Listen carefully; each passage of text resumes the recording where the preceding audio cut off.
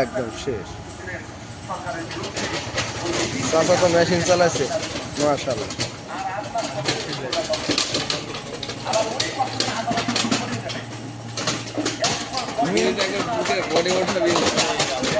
পুরো শেষ, খালি মানুষ ফেলবে।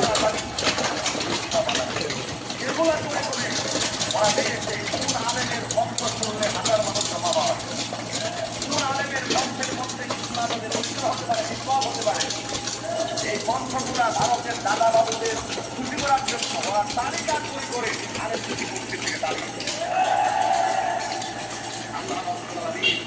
দেখিয়ে দিলেন ঈশ্বর দেওয়ার মালিক